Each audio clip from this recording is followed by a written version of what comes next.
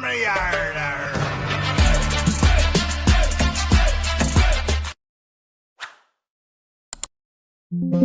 नमस्कार दोस्तों, मैं आपका दोस्त ब्रजमोहन सिंह अपने यूट्यूब चैनल बीबीएन ट्रेडिंग में आपका स्वागत करता हूं। ये वीडियो प्योरली एजुकेशन पर्पज से है। इसमें हम सीपीआर के 15 प्राइस एक्शन पैटर्न के हिसाब से हम चार्ट पर अप्लाई करते हैं। इस वीडियो में मेरी किसी भी तरह की खरीदने, बेचने या ट्रेड करने की राय नहीं है। इसमें हम इस पैटर्न को सीखते हैं, समझते हैं और अप्लाई करते हैं। तो सबसे पहले हम उनके स्ट्रक्चर देखते हैं कि ये है हमारे पास ओडी सेटअप का स्ट्रक्चर, ये है ओडी रिजेक्शन, और ये है हमारे पास evening star, morning star, PPT setup, virgin CPR, ये है GCR, GCBO, RCR, RCBO, M reversal, W reversal, gap up rejection, gap down rejection, CPR breakout. तो ये हमारे स्ट्रक्चर हैं और इन स्ट्रक्चरों को हम पहले इंडेक्स पे अप्लाई करेंगे, जिसमें आपका स्ट्रक्चर फॉर्म हुआ होगा, उसके हिसाब से देखेंगे।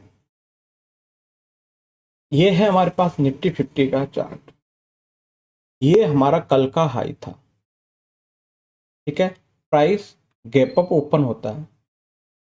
गैप अप ओपन होने के बाद प्राइस एक गैप अप रिजेक्शन फॉर्म करता है।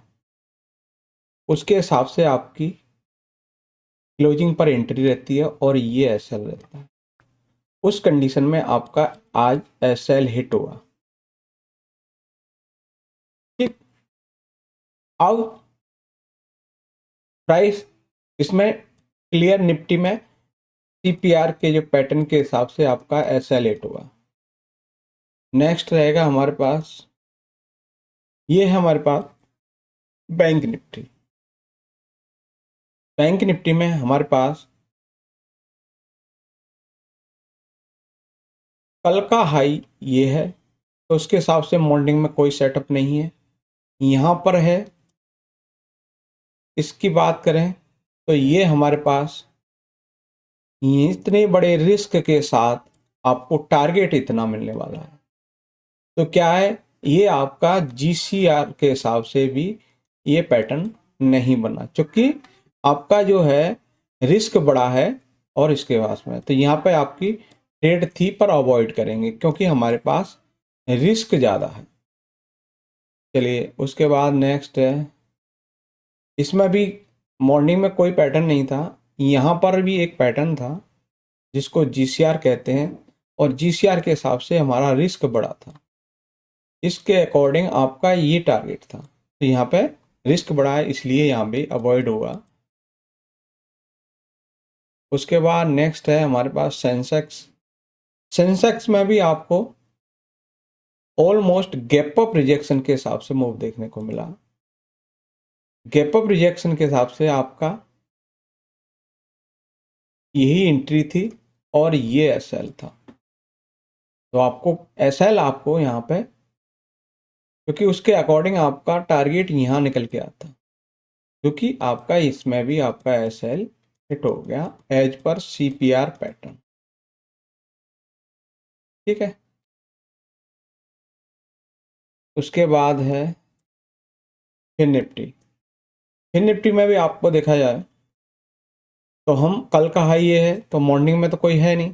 फिर यहाँ पे आपको जीसीआर देखने को मिला, और जीसीआर के हिसाब से आपके पास कोई भी यहाँ तक नहीं, यहाँ पे आपका आरआर मैच नहीं कर रहा। जब आरआर मैच नहीं कर रहा तो ये यहाँ भी आपको अवॉइड मिलेगी। उसके बाद नेक्स्ट है वो निफ्टी मिड कैप में ही नहीं है। इनकी सारे इंडेक्स में हमने देख लिया कि कोई भी हमारे रिस्क रिवॉर्ड रेशियो के हिसाब से और पैटर्न जिनमें बने, पहले तो उसमें पैटर्न नहीं बना, जिनमें बना वो रिस्क रिवॉर्ड रेशियो के हिसाब से मैच नहीं कर रहा।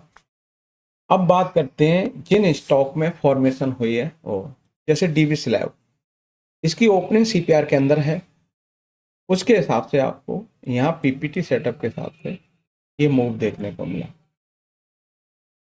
नेक्स्ट था टेक महिंद्रा, जिसमें ओडी सेटअप के हिसाब से मूव देखने को मिला। फिर है आईआईएफएल फाइनेंस, जिसमें इवनिंग स्टार सेटअप के कल के हाई के ऊपर हम ओपन होते हैं, ठीक है, नीचे क्लोज करते हैं, पहला टारगेट CPR है, पिवट के अंदर पिवट टू पिवट, पिवट निकलने के बाद में आपका ये टारगेट हो जाता है। उसके बाद आपका नेक्स्ट रहता है वो है आदित्य बिरला फैशन। आदित्य बिरला फैशन में हमारी ये है, कल का लो भी है और यहाँ क्लोजिंग मिल गई, पुलबैक के साथ प्राइस गिरी, पिवट टू पिवट आप एज ए टारगेट रख सकते हो। रिस्क रिवॉर्ड रेशियो के हिसाब से इसमें आपको टारगेट नहीं मिला। उसके बाद है PPT सेटअप, वो है हिंदुस्तान जिंक में, जिसमें आपको एक अच्छा मूव देखने को मिला। उसके बाद PPT सेटअप ग्रोनॉल्स इंडिया में था, इसमें भी मूव देखने को मिला। और आपका ग्लेनमार्क फार्मास्यूटिकल, इसमें भी आपको OD सेटअप के हिसाब से मिला। CDSL में OD सेटअप के हिसाब से मिला। फिर है हमारे पास बैंक ऑफ इंडिया, इसमें भी OD सेटअप के हिसाब से मिला।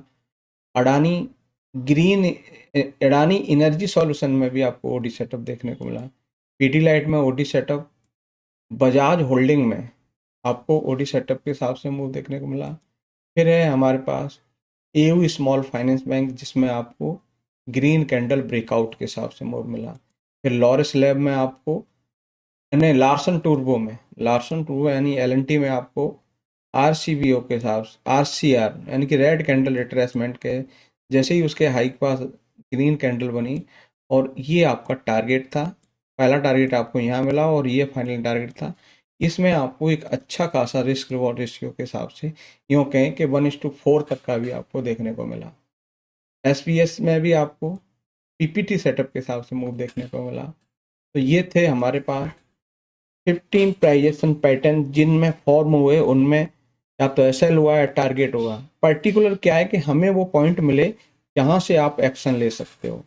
आपको सबसे पहला आपको एंट्री मिलती है, ठीक है, एंट्री के बाद आपको स्टॉप लॉस मिलता है, ठीक है, फिर आपको टारगेट मिलता है। यानी कि आपको तीनों पॉइंट आपको यहीं मिल जा रहे हैं कि पर्टिकुलर आपको एंट्री मिली तो उसका स्टॉप लॉस और टारगेट आपको वहीं से मिल जाते हैं। अब हम बात करें कल के दिन क्या पॉसिबिलिटी बन सकती है, तो उसके लिए हमें यहाँ पे निफ्टी 50 में देखते हैं कि हमारे पास किस तरह का पर्टिकुलर मूव है। मान लो ये CPR बना, तो हम इसके अंदर ओपन होके या तो ऊपर मूव देंगे या नीचे मूव देंगे। ये आता है PPT में, ये प्लान कल के लिए है। गैप अप के जैसे आज हुआ ना, ऐसे ही अगर कल गैप अप होता है, गैप अप के बाद में रेड कैंडल बनती है, यानी कि गैप अप रिजेक्शन बनता है ना, उस कंडीशन में आपको गैप अप रिजेक्शन हो सकता है। उसी हिसाब से गैप डाउन रिजेक्शन हो सकता है, ठीक है। फिर आपको इवनिंग स्टार हो सकता है, जैसे कल हाई के ऊपर ओपन होकर नीचे क्लोज करते हैं इवनिंग स्टार, लो के नीचे ओपन होकर ऊपर क्लोज करते हैं, ये आपका मॉर्निंग स्टार हो सकता है। यहाँ पर इवनिंग स्टार हो सकता है। फिर हम बात करते हैं, वो रहेगा इस टाइप का फॉर्मेशन बने तो एम रिवर्सल, जो यहाँ से आपको एक्शन लेना है इसके हाई के पास। फिर हमारे पास डब्लू रिजेक्शन, डब्लू के लिए आपको यहाँ से रिजेक्शन मिले तो आपका ये टारगेट और इसके लिए ये टारगेट हो सकता है, ठीक है। अब इसके बाद में अब गैप अप गैप डाउन, अब आ गया हमारे पास वो है, ये मान लो रेड कैंडल है तो उसके रेड कैंडल रिट्रेसमेंट, ये मान लो ग्रीन कैंडल है, ग्रीन कैंडल के लिए इस तरह से आपको फॉर्मेशन यहाँ से मिल सकता है। फिर आता है ये मान लो रेड कैंडल, इसके ऊपर ब्रेकआउट मिल जाए, ये ग्रीन कैंडल हो, इसके ऊपर ब्रेक डाउन मिल जाए हो, तो आपको ये सारे स्ट्रक्चर आपको पहले से पता है और उन स्ट्रक्चरों के हिसाब से आप देख सकते हो, आपको जहां भी जो भी पॉसिबिलिटी है वो आपको एज ए पता चल जाएगा, हाँ आपको क्या एक्शन लेना है। तो वीडियो अच्छा लगे लाइक शेयर कमेंट्स और चैनल को सब्सक्राइब करें। नमस्कार साथियों।